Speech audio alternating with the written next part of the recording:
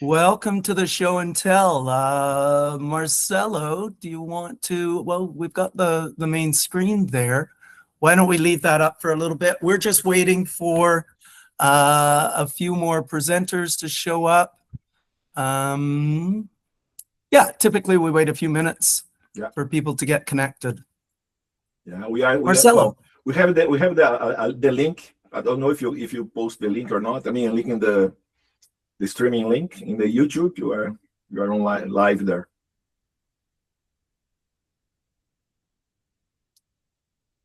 Oh, right. Yeah.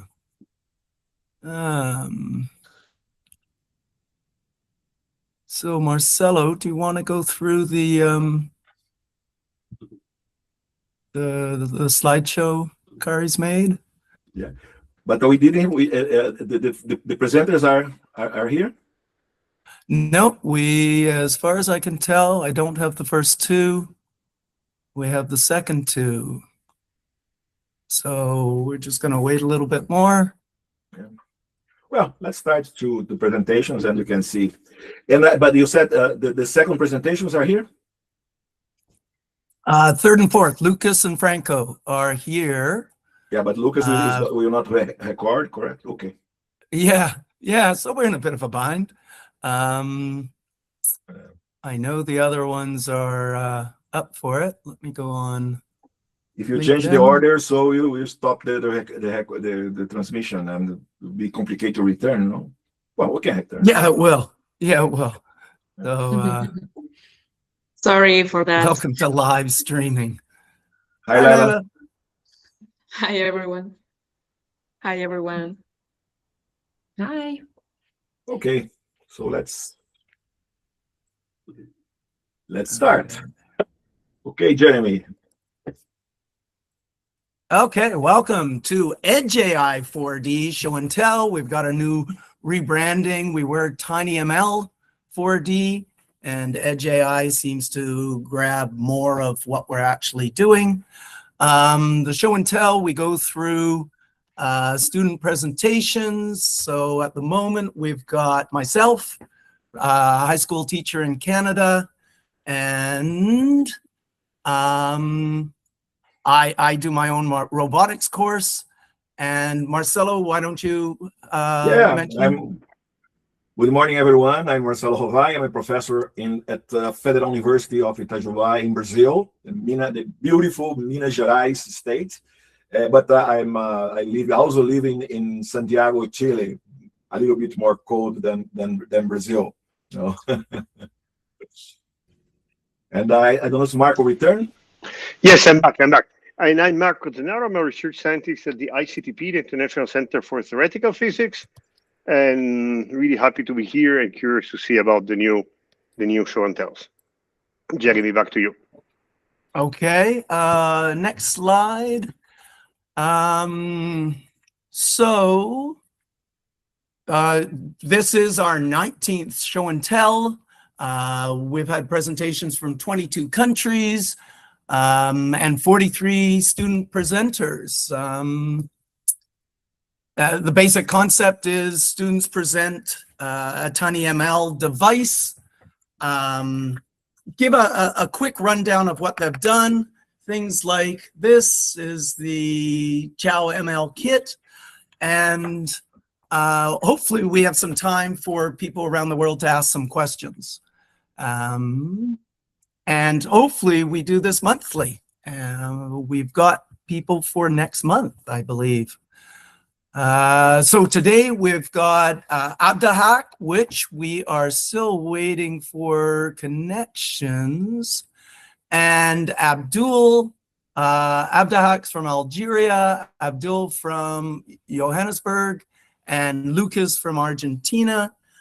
We are, for various reasons, going to stop recording for Lucas and our backup Franco. So one good reason to be live. What's our next slide? Oh, and we do have links to the ML system book, don't we, on the main page? And Marcel. Kari, you want to talk a little bit here about? Oh yeah, I was just going to say that we don't have a QR code, but the MLSysBook.ai is an introduction to machine learning systems. It's an open collective project that is ongoing. I think VJ just has launched a new website, which if you start tinkering around in there, you'll see new pieces of that website. It's now in 2 volumes. First volume is going to be published by MIT Press at the end of this year. So we're working on that, and a lot of students and professors and industry folks have been helping edit as we go along, and several people on this call have also been editing that book. So it's been evolving slowly but surely, and a really cool project, and now has closing in on 25,000 GitHub stars. So it's super exciting. The goal is to reach 1 million learners by 2030. And to do this, in addition to the book, there are several projects that have sort of sprung off of it. I think, originally from the TinyML classes at Harvard, but one of them is the workshops that we do nationwide that are focused on developing countries. So several people on this call have also been facilitators at those workshops, and we continue to look for places to do those. I think there's going to be a QR code later that shows you how you can sign up to request to host a workshop. Yeah, there you go. And then in addition, we do have the TinyML kits. I believe that QR code gets you to also request kits for your university. We have a small batches every now and again that we're able to send to, again, global South countries that are interested in those kits. Right now, we have the Show&Tell kit. If you go on MLSysBook.ai, there is a drop-down menu for the different kits that we feature or recommend, and so you can choose from there. And in addition, I believe there are labs that can be downloaded as well from the book website. And then on the far right corner, you see the show and tell. Again, if you would like to join future show and tells, you can sign up there on that QR code. And then last but not least, the subscribe to our newsletter. We try to send out weekly or so newsletters about what the community is doing with EdgeAI4D, and also through the textbook too. And of course, none of this would be possible without a lot of volunteer time. So we're super grateful for all the people who have contributed to facilitating these workshops, and those who can make any sort of monetary donation to help with kit donations and workshops as well. So that's a little shout out there for supporting our effort right there. And I should have started, sorry, by saying that I'm Kari Janaparetti, and I'm helping just with the whole community in general, and trying to get the word out about what we're doing and raise some funds. Thank you, Kari. Okay, yeah. Jeremy, well, starts to. We are in a little bit of a bind. Our 2 first presenters haven't showed up yet. And I have a dog barking in the background. Maybe you can Franco can present. Start with Franco. Franco is in the same situation of Lucas. Okay, but okay, I will stop the record here. Okay. Okay, Lucas, and if Abdool and Abdelhak are under a different name, please get your video on so that we can see you. I don't see any name that would be the right one. So we've stopped the live streaming. I think back on. Yes, now we're live streaming again. Abdool, we did a brief little introduction at the start. Do you want to introduce yourself and see if you can grab the screen? Yeah, sure. I'll introduce myself with the presentation. I do have a slide somewhere there. Just confirm when you can see the slides. Yep, we're good. All good. All right, awesome. Okay. Hi, everybody. My name is Sattar Cassim. Today, I'm going to be speaking about the work that we've done with IoT-enabled crop environmental monitoring and optimization. And this study was sort of a doorway to look at digital twins, like with greenhouses, and how we can apply AI in agriculture. I have my email there in case you want to reach out to me after the talk and chat. So a bit of a background to me. I'm a PhD candidate at the University of Johannesburg in mechanical engineering. I participate with research at the European Organization for Nuclear Research, or better known as CERN, where we work on fiber optic sensors for humidity monitoring in high radiation environments.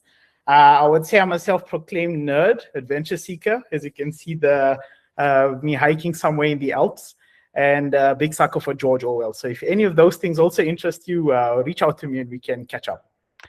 So in my discussion, I'm going to go through a bit of an introduction to the study, the aim and objectives that we had, the methodology, which, I mean, of course, most of us are here for, the results and discussions, and some conclusions. So within South Africa, it's becoming really well known that traditional farming methods that people are using are becoming inefficient. There's a lot of runoff with fertilizers that are polluting water sources.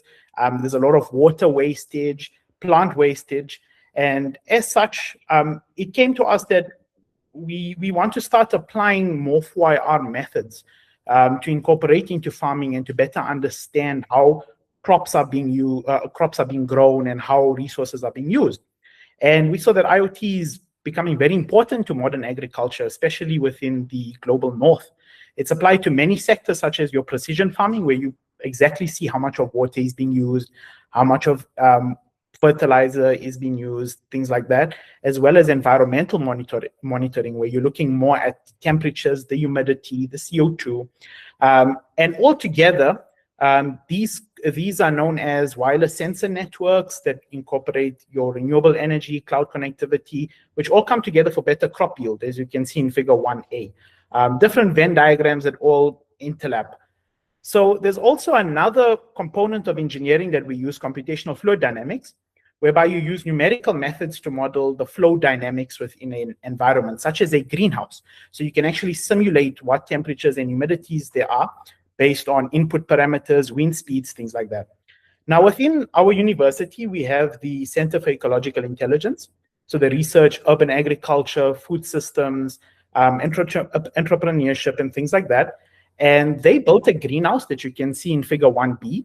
And they said, listen, you guys are engineers, come up with a solution so that we can optimize our crop yield. And that's when we said, okay, you know what, we have these devices, let's make something work. So our aim was to measure the temperature and humidity in the greenhouse so that we can see the performance of it. So the objectives was to collect data at various points, assess the difference in the temperature and humidity between the locations. Then we also used Aero 5 Landsat data, which is, think of it as almost like satellite data, so that in the area, in the vicinity of the greenhouse, we can see what the trends are like. Then it was to develop a CFD model, which you can think of almost as a basic digital twin, so that we can predict what the environmental conditions in the greenhouse are based on changing the window shapes and things like that, and then interpret these results. So in essence, what we wanted was something in figure 3. At the bottom is actually something from our initial study, which I'm going to go through, but just a profile so that we can understand what the temperatures are like. So the greenhouse that we used, like I said, is this sawtooth-shaped greenhouse. So the roofs have this half-body Rankine shape. So what this does is, when wind flows over the roof, basically creates vortices around these vents that then allow whatever hot air that's risen to filter out and to refresh the inside air for the plants. And overall, does what a greenhouse should do. It keeps plants warm when it's cold and keeps them cool when it's too hot. So to understand how the data collection was done, you can refer to figure 6 here. We had 3 locations. Now think of these locations as rows within the greenhouse. And within each row, we took 3 data sets. So at the start of the row, in the middle, and at the end. And that basically resolves one whole location. So right now, this was without any plants. So this is from our initial study. But then we did a post-planting study. So this is with the plant. So you can see here row 1, row 2, row 3. So each row had 3 data sets so that we can fully resolve what the temperatures and humidity patterns are like. And in the pre-planting, there we just use 2 locations just to see from one end to the other end what the temperature and humidity is like. So the apparatus that we used are the VOC terminals. So here we use the BME280 sensor, which you can see in figure 7A and B.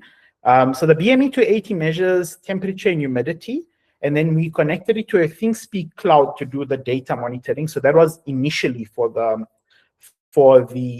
pre-planting study. We also used Arduino Nano BLE, which is part of the Tiny ML kit. And that was for near plant measurements, like you can see in figure 7B.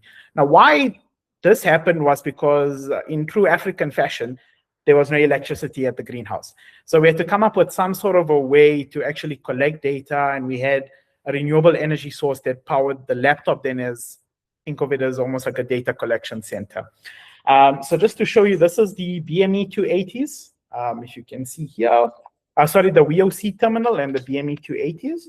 I do have them here, so we can look at it later if you guys would like. So from the pre-planting results, so you can see here where sensor 1 and 2 are, the temperatures during the day reach quite high temperatures. It's nearly 40 degrees Celsius, whereby where you compare here to the other end, it goes about 35 degrees Celsius, 35 to 40. So it's much more cooler. Now, remember, this was just over 13 hours. So not much that you can really take a conclusion from, but then we told the farmers that, okay, this is what we're noticing. So whatever plants you want to put, base it on the sort of observations that we have. Then when they did when they planted their plants, they put crops such as tomatoes, spinach, basil, things that could kind of resist those high temperatures. And then we went in with our post-planting analysis, which happened from November to January. So these are much more confident data sets that we worked with. So as you can see here, row 1 actually has the highest temperature compared to row 2 and 3. And this is because of the location. It's in direct line of sight of the sun. So the minute the sun starts rising, it hits row 1 almost immediately. So you can see it reaches almost 40 degrees Celsius, close on to midday. But then there's a dip that we noticed. Now, just remember this dip because we did something quite cool to discover why that's happening. Row 2 and 3 had very similar profiles, so between 30 to 35 degrees Celsius. And when we normalize the data, you can see that row 1 actually retains this heat for much longer than row 2 and 3, which peak much more earlier than row 1. Then with the humidity comparison, we found that row 1 actually has the lowest humidity. So you can see for most of the day, it's between 20 to 40%, which is very low for plants. And of course, these are almost basically the inverse of the temperature patterns, which is something that we do expect. Row 2 and 3, again, had very similar results, but also had much higher humidity than row 1, which means that plants actually would stand a better chance of growing much more optimally in row 2 and 3. And when we normalized it again, you can see here just the difference in this humidity shape. Just from row 1 to row 3, it was a big difference in just one small area. Now, this is just a heat map of what the temperature and the humidity patterns were like. So you can already see from the heat map that row 1 has very high temperatures during the midday, whereas now you go to row 2, row 3, it's much more cooler, much more inviting for plants, as well as from the humidity, you can see row 3 has much more higher humidity that can support plant growth. We also looked at the CO2. I don't want to spend too much of time here, but in this case, this just points to the respiration of the plants. So row 2 and 3 had much more activity with respiration, whereas row 1, the CO2 wasn't correlating much with the things that we expect. Then we also looked at your vapor pressure deficit. So this is more of an indication of how thirsty the plants are. Your optimal VPD should be about 1.5 to 2.5, but you can see for row 1, it went up to 7. Whereas row 3 and 4, it's sort of average in the range that we wanted. So then we also made these CFDs. So you can see here in figure 9, this is what a CFD would look like. Now, this was actually informed and baselined on the IoT measurements that we have. And you can see that the CFD measurements do indeed see that there's a higher temperature on one side of the greenhouse compared to the other. Now from here, where you would now use the CFD is to optimize your vents and your windows and to see what cooling configurations would work best. So we had a student that did that, and we communicated that to the farmers, and they're actually using configurations based on the CFD now. So this is what you'd look at from the mechanical engineering point of view. Then we also noticed that there was a lot of water wastage, especially in row 1, and we wanted to probe what the source of this water wastage was. You can see there was a lot of algae that was growing. So what we did was we took a soil moisture sensor and we collected data, and we actually found that the plants were being overwatered. And how we did that was we drew up a correlation matrix. So we went and we looked at the absolute humidity, which is the amount of water actually in the air, and compared it to the soil moisture. So more this middle row that you want to look at.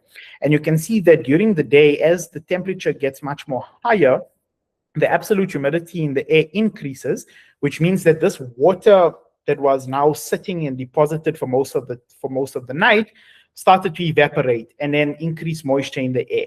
Now, with this increased moisture in the air, it would decrease the temperature. And we found that this is what actually resulted in the dip in the temperature that you saw in row 1. And it was also a complementary rise in the RH for row 1. And then we had these results, and now we said that, okay, let's go on site and let's see, do our results match what's actually happening on the ground? And as you can see in row 1, the tomato plants were withering, the spinach plants were dehydrated, there was barely any fruit. It was really bad.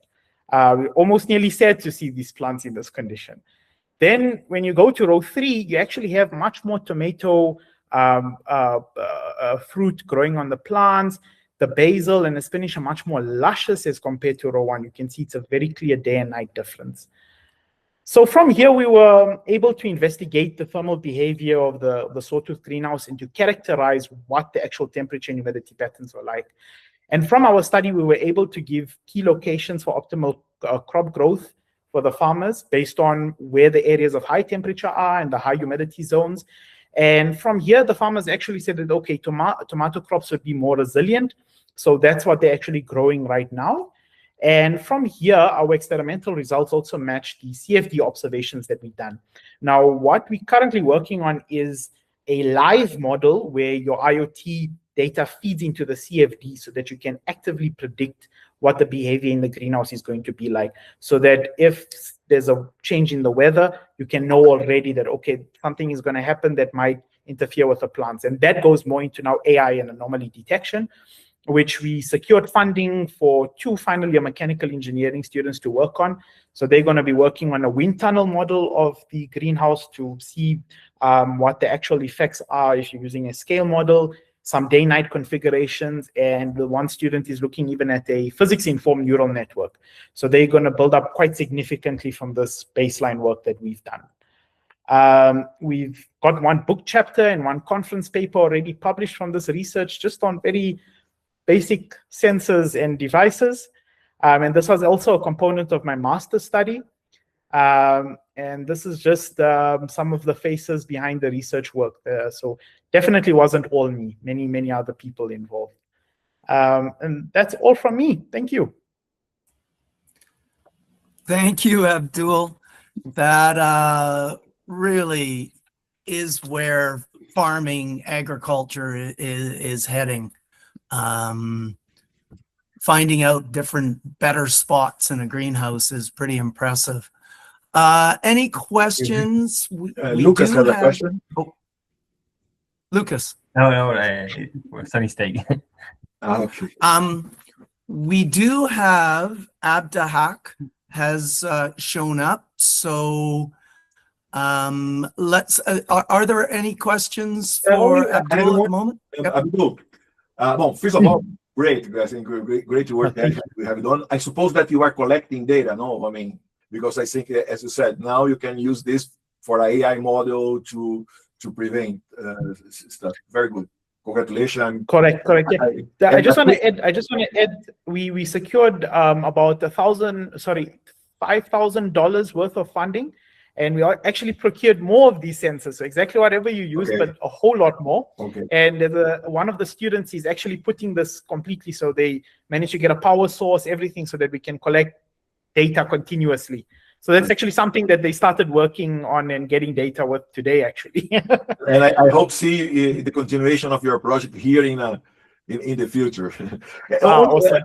And the question about the sensor one, when the temperature reduced, I was thinking that was something related to shadows, but you said that was not.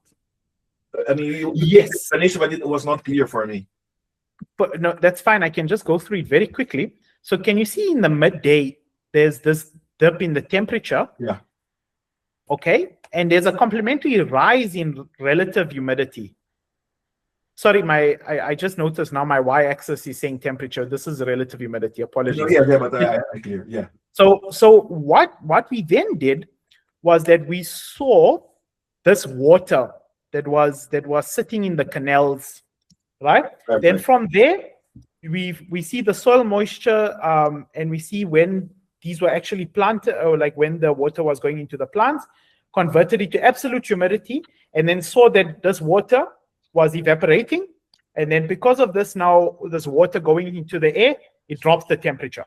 Great. And then we'll Okay. shift that humidity up. Okay. Thanks a lot. No, awesome. Thank you so much, Abdul.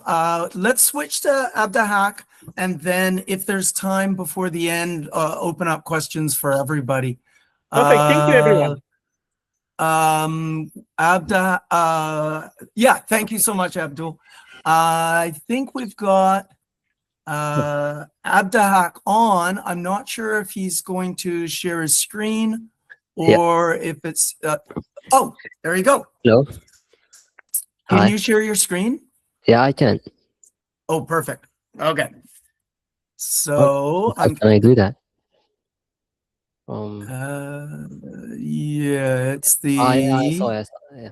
There is one icon, a computer icon. Okay, like that?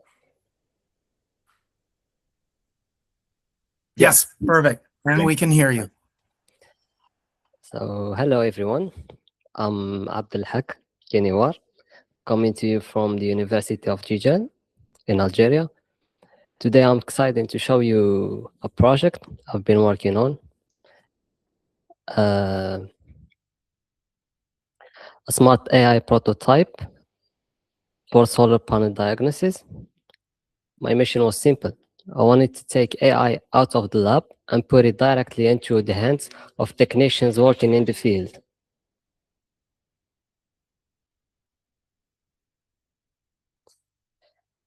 Why does this matter? Well, in a massive solar plant, a tiny crack or even a bit of dust can cause a big drop in energy. If you don't catch these small issues early, they turn into hotspots that can permanently damage the panels, or worse, cause fires. By shifting from fixing things when they break to catching them early, I said by shifting from fixing things when they break to catching them early, we save money, protect the equipment, and keep the green energy flowing. So, why we use thermal imaging? In the solar world, failure usually looks like heat. When a cell is broken, it stops making electricity and starts acting like a heater. We call this hotspots. Standard cameras can't see this, but infrared camera can. It lets us see the invisible heat patterns long before any visible damage appears, all while the patterns are still running. Oh, sorry, while all the panels are still running.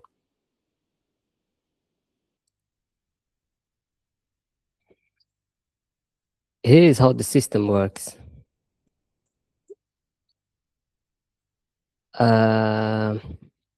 My goal was to make it completely independent. First, our low-cost AR sensor grabs the thermal data.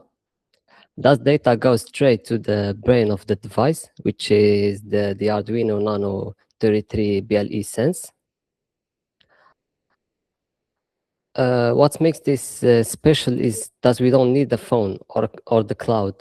I've built the TFT screen right into the hardware. A technician can point the device and at a panel and see the diagnosis instantly.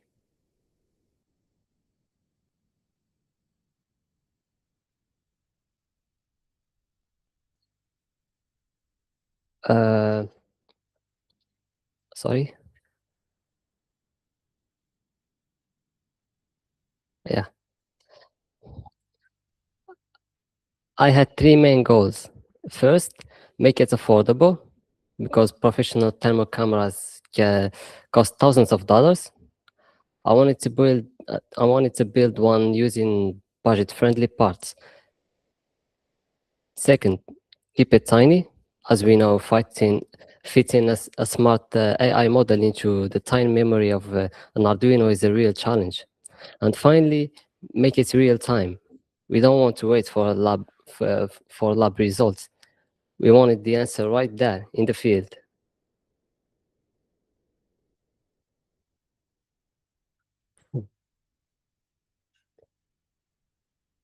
What makes this unique?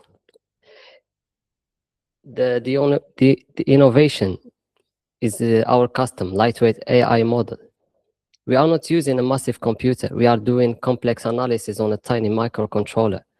As for originality, this is the first prototype of its kind to combine embedded AI with infrared imagery in one portable device.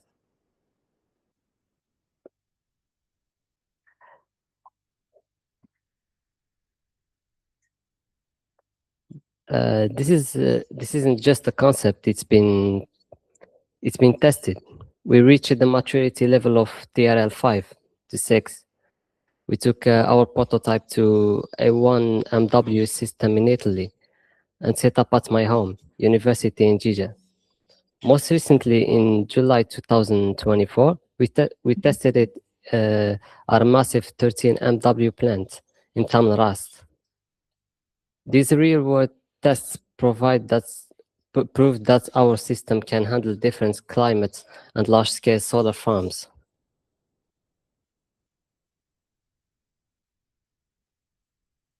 It took a lot of work to get here. Looking at our timeline, you can see we started in early 2023. Our first version were just about proving the idea. From there, it was all about shrinking the intelligence, optimizing the AI, and designing a handheld case. Each version got faster, more accurate, and more reliable until we reached the robust version we have today. Let's look at the parts. Everything is built around the Arduino Nano 33 BLE sense. We use the MLX 9640 sensor to see the heat and the TFT display to show the results. It's all powered by a small 9-volt battery.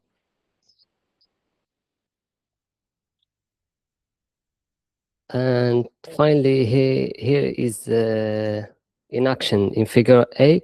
You can see our built-in ultrasonic sensor. This helps the user stay at the perfect distance of a clear reading. In figure B, you can see a standard commercial camera. It's expensive, but it doesn't tell you what is wrong. But in figure C, look at our display. Our AI gives a live diagnosis, telling you exactly what the defect is, like high defect and the percentage of certainty. We built this with simple buttons: the on, the switch, on off, and the button to take the picture and analyze it. So yeah, that's it. And thanks for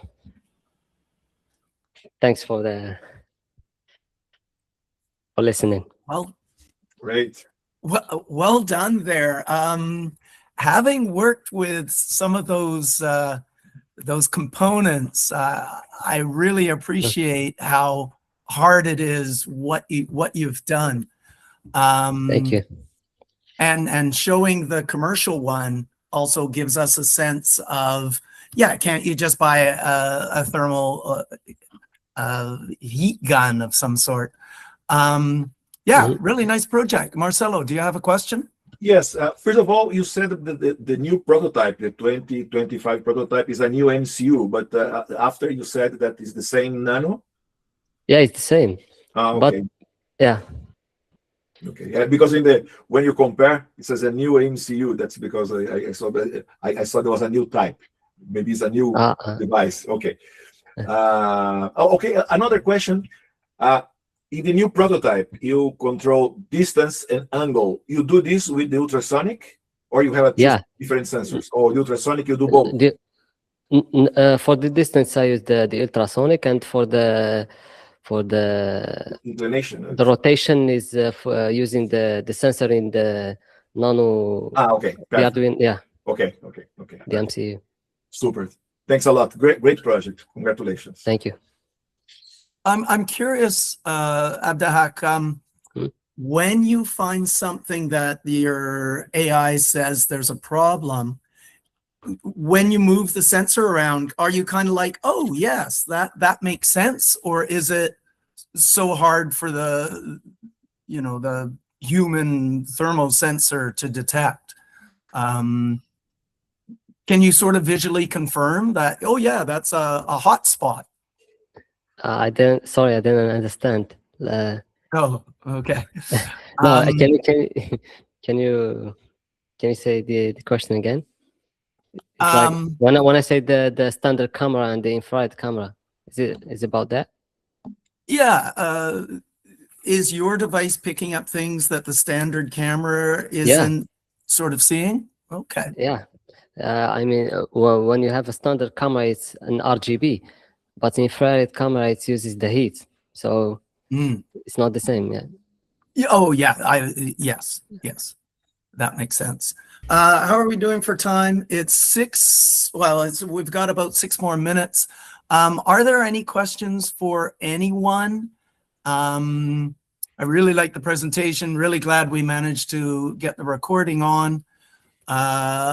Anyone? Any questions? Well, I have a small one. No, I mean, how many? Because the model you train is a normal convolution model, correct? That you train with your data. And how many samples did you collect to run the model, to train the model? 2,000 images. Okay, It's we have three classes, and I took I think 500 images for each. Okay. Yeah, and I used some augmentations, like I use 100 images, and then I use some techniques to like zoom and distortion, and to make it 500. Perfect. And you collect all the data, or also you mix it with some open data sets? For the images, I took it by another infrared camera. Okay. So I took it by myself, and then. Okay. So you collect everything. Okay. Yeah. Super. Thank you. Thanks. Thank you so much, Lucas, for the presentation. Abdool, I have a question. I really like sensor fusion with AI, and I'm always curious how temperature and humidity, what you're doing feeding it into the AI. I know you've got a plan and you've got more funding. What's the next step with an AI model there, Lucas? Not Lucas, Abdool. So in terms of the AI model, okay, so we haven't really touched the AI part as yet. Obviously, this was very preliminary things. So what the students will now do is they're going to now look at exactly how do all of these different factors actually work with each other. So they want to now use like things like your wind speed on the outside, wind speed on the inside, your vents, the outside temperature, outside humidity, and model all of those things using mathematics, using the CFD. Then from there, once they understand how these parameters all interact with each other, then they want to now build a model that can say, okay, based on outside weather dynamics and internal weather dynamics that you can actually see, how can we predict what the temperature or the humidity would look like? Because obviously it's very stochastic. I think that's the right word. I'm not too much in data science. It's very stochastic type of modeling. You know, weather is always unpredictable. So they want to look at all of these different variables, understand it first, then create the AI. Then they want to see that, okay, how well can the AI actually work? And then integrate it with control systems, like now your irrigation. Like now they'll be able to say, okay, 2 hours from now, the plants will need to be watered. Or maybe you even use image detection sometime in the future. That's what one of them want to use. So the AI can really fit anywhere. It can be from prediction, anomaly detection, all the way to the control systems for precision agriculture. So they going wild. It's good. Yeah, there's lots of future there. Thank you, everyone. Any closing remarks from anybody? I really like the presentation. Well, just a really short one, Jeremy. I think it was really a great mix of, you know, models and engineering. So that was exactly what we were looking for the show and tells. So thank you all. It was a really, really great session. Thank you so much, everybody. Thank you, guys. A good day, whatever time it is for you guys. Thank you, Good day, everyone. everyone. Thank you. Cheers. Okay. Bye, everyone. Bye bye. Thank you. Bye. Bye, everyone. Thank you.